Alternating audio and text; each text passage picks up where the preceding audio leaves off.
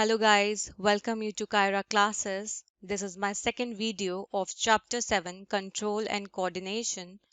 In today's video, we will study reflex action and human nervous system in detail. So let's start it.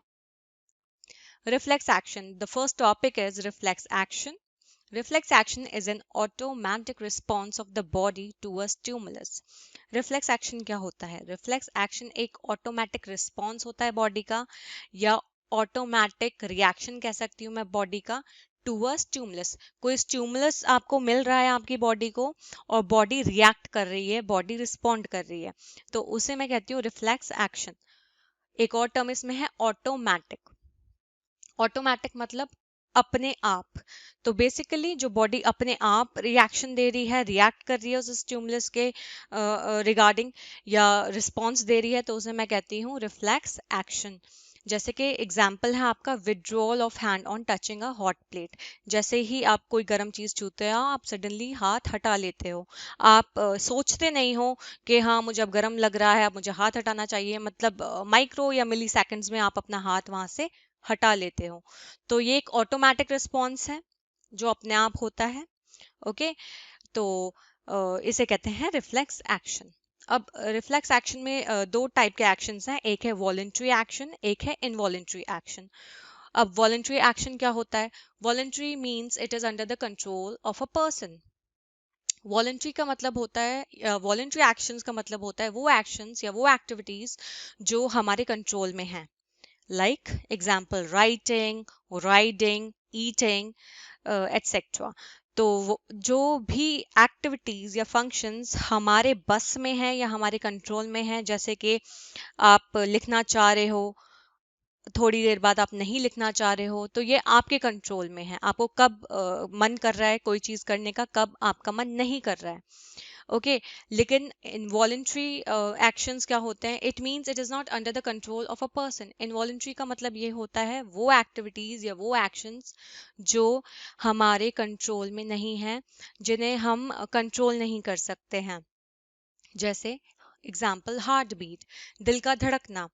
अब कोई चाहे कि दिल ना धड़के तो ये पॉसिबल नहीं है. ठीक है, तो उसके विल पे डिपेंडिंग करता है कि वो क्या चाह रहा है, उसका डिजायर क्या है. ठीक है, तो जो आपके विल पे या आपके डिजायर पे निर्भर नहीं करते जो एक्शंस, उन्हें कहते हैं हम इनवॉलेंट्री. जैसे ब्लिंकिंग ऑफ आईज, पलकों का झपकना. ठीक है, ये चलता रहता है. अब ऐसा नहीं हो सकता कि अब आप चाहो कि पलके ना झपके, अब झपके, तो ये पॉसिबल नहीं है. तो ये आते हैं इनवॉलेंट्री एक्शंस में, जिसमें इंसान का विल और डिजायर ये सब काम नहीं करता है, और ये जो है इंसान के बस में नहीं होते हैं ये एक्शंस. और वॉलेंट्री मतलब वही सिंपल, कि जब इंसान के विल के ऊपर या इंसान के डिजायर के ऊपर जो है ये मतलब ये फंक्शंस बेस्ड हैं. रिफ्लेक्स आर्क क्या होता है अब ये देख लेते हैं. The pathway taken by nerve impulses in a reflex action is called reflex arc. जैसे मैंने अभी आपको बताया था रिफ्लेक्स एक्शन के बारे में, तो जो डायग्राम या जो पाथवे रिफ्लेक्स एक्शन को शो करती है उसे हम कहते हैं रिफ्लेक्स आर्क. ओके, अब रिफ्लेक्स आर्क में जो है जो पाथवे है वो नर्व इम्पल्सेस या न्यूरॉन्स के थ्रू होती हैं. जैसे आपको इसमें आप देख सकते हो डायग्राम में स्टिमुलस दिख रहा है. स्टिमुलस मतलब कोई भी आप एक्सटर्नल फैक्टर प्रोवाइड कर रहे हो, एग्जांपल हीट. ठीक है, रिसेप्टर क्या है? रिसेप्टर ऑर्गन हो गया आपका स्किन, थर्मो रिसेप्टर जो मैंने आपको बताया था. ठीक है, देन फिर मैंने आपको दिखाया रिसेप्टर से जो सिग्नल है या जो आपका नर्व इम्पल्स है वो है सेंसरी नर्व्स, जिसने सेंस किया.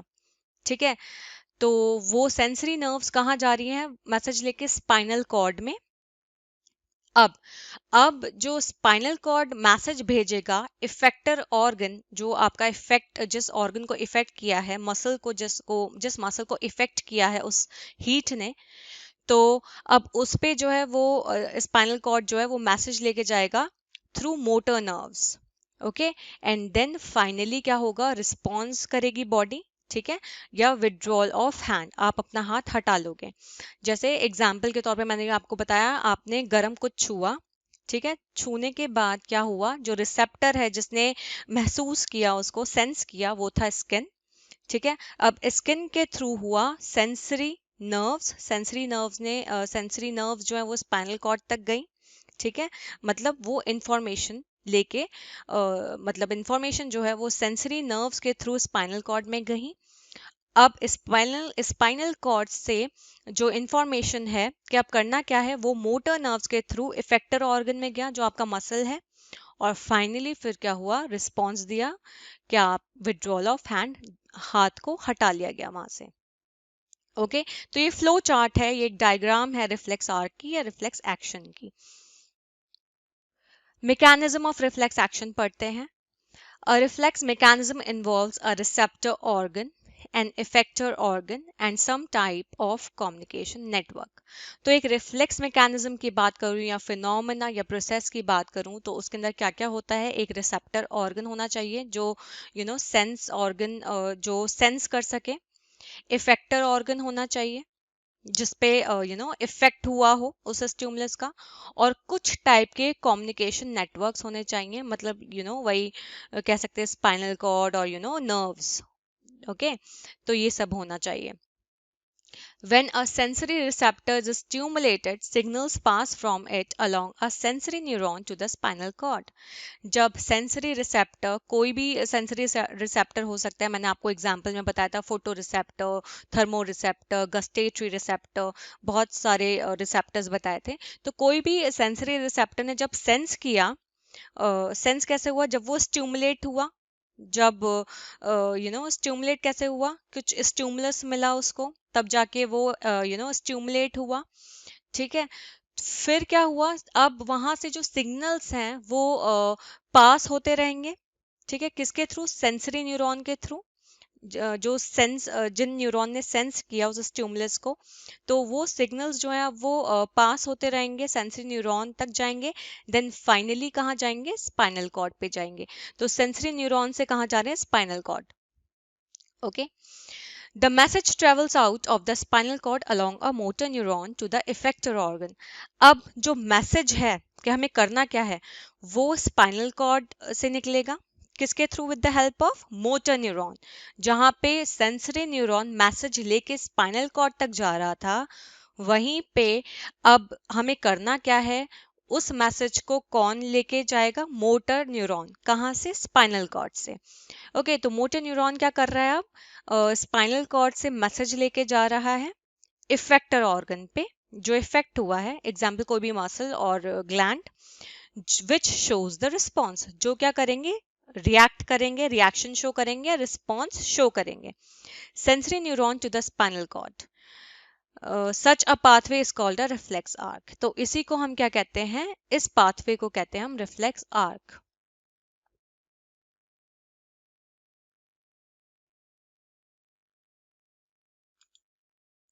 In most cases, however, the basic physiological mechanism behind a reflex is more complicated than the reflex arc theory would suggest. बहुत से cases है जिसमें जो basic physiological mechanism या process है reflex के पीछे, वो ज़्यादा complicated बताया गया है reflex arc। मतलब reflex arc तो मैंने simple way में आपको बताने की कोशिश की, लेकिन बहुत से cases में ऐसा माना जाता है कि ये ज़्यादा complicated है, theory है। Additional nerve cells capable of communicating with other parts of the body beyond the receptor and effector are present in reflex circuits. बहुत से एडिशनल नर्व सेल्स जो होते हैं उनमें कैपेबिलिटी या एबिलिटी होती है कम्युनिकेट करने की बॉडी के दूसरे पार्ट्स के साथ। ठीक है, beyond the receptor and effector, receptor और इफेक्टर तो होते ही हैं जैसे मैंने आपको बताया था अभी फ्लो चार्ट में, लेकिन उनके अलावा भी ये दूसरे बॉडी पार्ट्स के साथ कम्युनिकेट कर सकते हैं, जो कि रिफ्लेक्स सर्किट्स में प्रेजेंट होते हैं। अब हम देख लेते हैं human nervous system. The nervous system of vertebrates, including humans, is divided into the central nervous system and the peripheral nervous system. जो human nervous system है या nervous system of vertebrates मतलब वही जिनके पास vertebral column है या फिर I can say backbone है, अब हम ऑब्वियसली हमारे अंदर भी बैकबोन है, वर्टिब्रल कॉलम है, तो इंक्लूडिंग ह्यूमंस। हमारा जो ह्यूमन नर्वस सिस्टम है वो डिवाइडेड है सेंट्रल नर्वस सिस्टम में और पेरिफेरल नर्वस सिस्टम में। तो सेंट्रल नर्वस सिस्टम को सिंपल सीएनएस कह दिया और पेरिफेरल नर्वस सिस्टम को क्या कहा, PNS. The central nervous system is the major division and consists of the brain and the spinal cord. जो सेंट्रल नर्वस सिस्टम है वो मेजर डिवीजन है, ओके और इसमें क्या होता है, ब्रेन होता है और स्पाइनल कॉर्ड। तो अगर मैं कहूँ सेंट्रल नर्वस सिस्टम में क्या क्या किस चीज से कंप्राइज होके बना है, तो ब्रेन होता है एक और दूसरा होता है spinal cord. The spinal canal contains the spinal cord while the cranial cavity contains the brain. अब जो spinal canal है उसमें रहती है आपकी spinal cord और जो cranial cavity है उसमें रहता है brain। अब यहाँ पे फ्लो चार्ट देख लेते हैं। Human nervous system divided into 3 systems: central nervous system, peripheral nervous system, autonomic nervous system. Central nervous system short form CNS, peripheral nervous system PNS and autonomic nervous system ANS. Okay अब नीचे देखते हैं हम किन किन component से मिलकर बना है। तो CNS का है brain and spinal cord. Okay अब ब्रेन भी डिवाइडेड है पार्ट्स में, forebrain, midbrain, hindbrain. PNS देख लेते हैं, peripheral nervous system. Peripheral nervous system दो नर्व्स में डिवाइडेड है, मतलब दो नर्व्स से मिलके बना है। एक है क्रेनियल नर्व्स, एक है स्पाइनल नर्व्स। क्रेनियल नर्व जो ब्रेन से है और स्पाइनल नर्व्स जो स्पाइनल कॉर्ड से आ रही हैं। तो cranial nerves arise from the brain जो कि 12 पेयर्स होती हैं प्रेजेंट, और spinal nerves arise from spinal cord जो स्पाइनल कॉर्ड से आ रही हैं। माना जाता है 31 पेयर्स स्पाइनल नर्व्स प्रेजेंट होती हैं। तो क्रेनियल नर्व्स वो जो ब्रेन से आ रही हैं, स्पाइनल नर्व्स वो जो स्पाइनल कॉर्ड से आ रही हैं। ओके ऑटोनॉमिक नर्वस सिस्टम देखते हैं। ऑटोनॉमिक नर्वस सिस्टम में ये और डिवाइडेड है दो नर्वस सिस्टम में, सिंपैथेटिक नर्वस सिस्टम और दूसरा है पैरासिम्पैथेटिक नर्वस सिस्टम। आगे देखते हैं ह्यूमन ब्रेन। ह्यूमन ब्रेन के बारे में जानते हैं। It is enclosed in cranium brain box and is protected by cerebrospinal fluid which acts as a shock absorber. Human brain क्या होता है? ह्यूमन ब्रेन जो है बेसिकली आपको पता है, आप जितनी भी कैलकुलेशन करते हो, आप जो भी सोचते हो, सपने देखते हो, तो सारी एक्टिविटीज जो है वो ब्रेन से कनेक्टेड है। बॉडी के सारे जो सिस्टम्स हैं वो ब्रेन से कनेक्टेड हैं। ओके तो ब्रेन जो है बेसिकली एक बॉक्स में बंद रहता है, ठीक है। उस बॉक्स को क्या कहते हैं हम? क्रेनियम। तो ये ब्रेन बॉक्स कहलाया जाता है क्योंकि ब्रेन इसमें क्या होता है? सिचुएटेड होता है। And is protected by cerebrospinal fluid, और एक फ्लूइड भी होता है इसमें प्रेजेंट, ठीक है, जो क्या करता है? हेल्प करता है प्रोटेक्शन में, जिससे अगर कोई शॉक लगता है तो उस शॉक को एब्जॉर्ब कर लेता है ये फ्लूइड। तो बेसिकली जो आपका सेरेब्रोस्पाइनल फ्लूइड है, तो ये क्या करता है? ये एक शॉक एब्जॉर्बर की तरह काम करता है कि अगर कोई शॉक कभी भी लगता है, मतलब अगर ब्रेन को, तो वो जो है उसको एब्जॉर्ब कर लेता है शॉक को। तो जो ब्रेन है, एक तो वो ब्रेन बॉक्स में है जिसे क्रेनियम कहते हैं, दूसरा प्रोटेक्शन कौन दे रहा है इसे? सेरेब्रोस्पाइनल फ्लूइड दे रहा है इसको protection. Human brain has three major parts और regions. First forebrain, then second midbrain and third hindbrain. तो मैंने आपको अभी पिछली स्लाइड्स में फ्लो चार्ट में बताया था कि ह्यूमन ब्रेन जो है, अगर मैं बात करूं तो तीन मेजर पार्ट्स में डिवाइडेड है। पहला है forebrain, then midbrain and third hindbrain. अब हम एक एक करके डिटेल में पढ़ते हैं कि फोर ब्रेन क्या होता है। फोर ब्रेन इसे कहते हैं सेरिब्रम। ओके तो फोर ब्रेन जो है उसे मैं क्या कहूंगी? Cerebrum. Most complex specialized part of the brain is cerebrum or the forebrain. सबसे ज्यादा कॉम्प्लेक्स या फिर सबसे ज्यादा स्पेशलाइज्ड अगर मैं कहूँ ब्रेन का पार्ट कौन सा होता है, तो वो सेरिब्रम कहलाता है, या इसी को हम कहते हैं फोर ब्रेन। ठीक है, अब फंक्शंस देख लेते हैं, क्या क्या फंक्शंस प्रोवाइड करता है ये ब्रेन को। तो first, thinking part of the brain, जो भी आप सोचते हो, ओके, तो ये सोचने वाला काम जो है ये फोर ब्रेन करता है। Second, control the voluntary actions. Voluntary actions मैंने आपको बताया था, जो आपकी विल या डिजायर पे के अकॉर्डिंग चलते हैं, ओके, तो ये सारे के सारे वॉलंटरी एक्शंस को कंट्रोल करता है, जैसे आप राइटिंग, राइडिंग, ईटिंग, ओके, ये सब क्या करता है, वॉलेंट्री एक्शंस हैं ये जो आपके बस में हैं। तो इनको कंट्रोल करने के लिए कौन सा पार्ट है ब्रेन का, फोर ब्रेन और सेरिब्रम। थर्ड है स्टोर इंफॉर्मेशन मेमोरी। तो मतलब जो भी इंफॉर्मेशन है वो स्टोर करके रखता है ये सेरिब्रम, तो इसे कहते हैं मेमोरी। कहते हैं ना किसी की मेमोरी बहुत शार्प है, उसे बहुत पुरानी पुरानी बातें भी याद रहती हैं, ओके, तो इसका मतलब उसकी मेमोरी बहुत शार्प है, इसका मतलब उसका जो सेरिब्रम वाला पार्ट है वो बहुत एक्टिवेटेड है, ओके।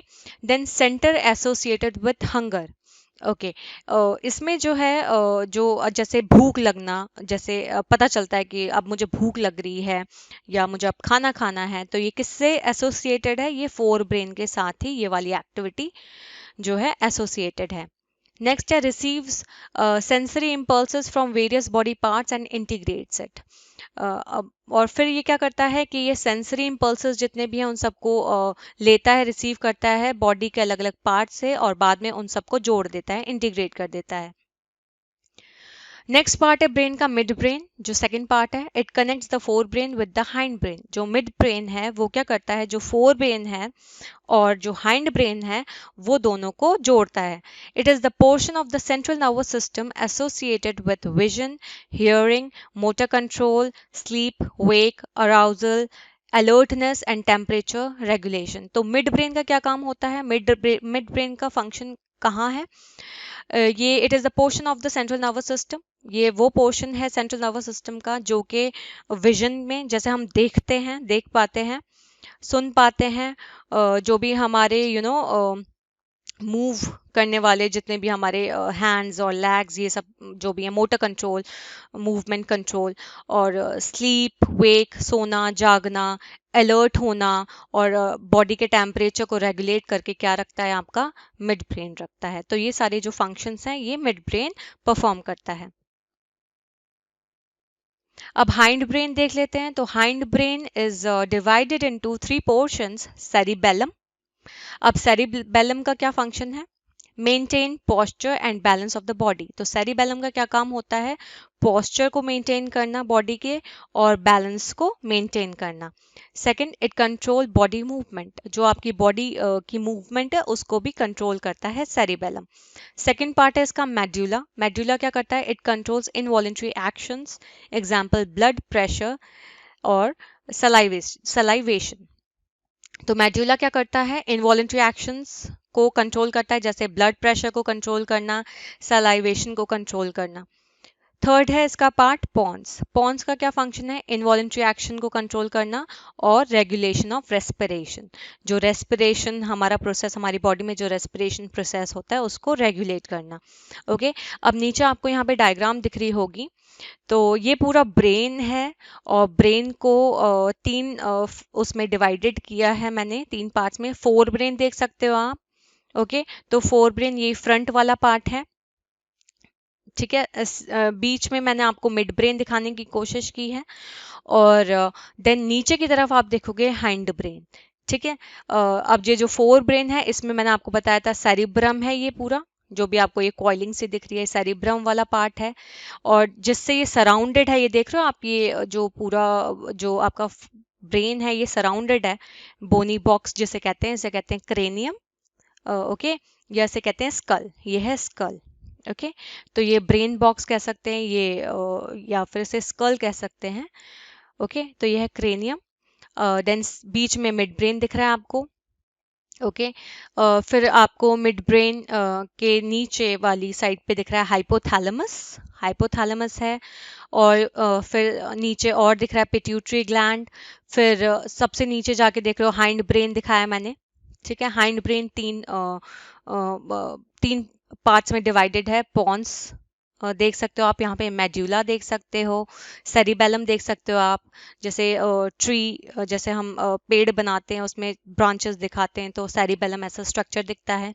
एंड देन आपको सबसे नीचे जाके एक छोटी सी ट्यूब दिख रही है जो ब्रेन से नीचे की तरफ आ रही है, इसे हम कहते हैं स्पाइनल कॉर्ड।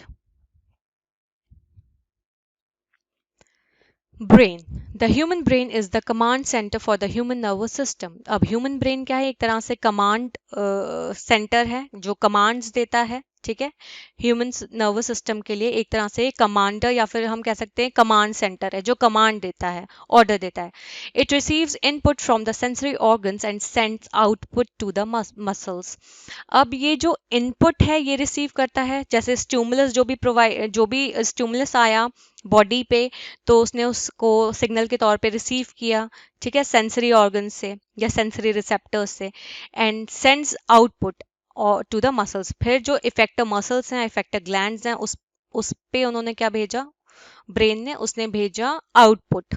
ओके तो यही है, जैसे सिंपल अगर मैं बोलूँ इनपुट प्रोसेसिंग आउटपुट, तो ऐसे it receives input from the sensory organs and sends output या रिजल्ट टू द मसल्स कि अब फाइनली बॉडी को क्या करना है। The human brain has the same basic structure as other mammal brains, but is larger in relation to body size than any other brains. जो human brain है उसका basic structure जो होता है वो सेम ही होता है दूसरे मैमल के ब्रेन से अगर मैं कंपेयर करूं, but is larger in relation to body size. लेकिन वो अगर मैं बॉडी साइज के रिलेशन में बात करूं तो ये बड़ा होता है और दूसरे ब्रेन्स के मुकाबले। Brain is protected by a fluid called cerebrospinal fluid which acts as shock absorber, जो मैं आपको बता चुकी हूँ। It has several layers called meninges. ये important है, इसके पास बहुत सारी layers होती हैं, तो इन layers को क्या कहते हैं हम, meninges. Spinal cord is enclosed in vertebral column. मैंने आपको नीचे की तरफ दिखाया था, ब्रेन के एकदम नीचे एक ट्यूब लाइक स्ट्रक्चर था, वो था आपका स्पाइनल कॉर्ड, और ये फिर एक्सटेंड करती रहती है और क्या बनाती है हमारी वर्टेब्रल कॉलम, जिसे हम रीढ़ की हड्डी कहते हैं, ओके, या बैकबोन कहते हैं। आज की वीडियो में बस इतना ही। नेक्स्ट वीडियो में हम पढ़ेंगे control and coordination plants and endocrine system in humans. I hope आपको ये वीडियो समझ में आई हो। कोई भी doubt, query, suggestion please comment box में मुझे जरूर बताइए। Thank you for watching and please subscribe my channel for more videos. Thank you.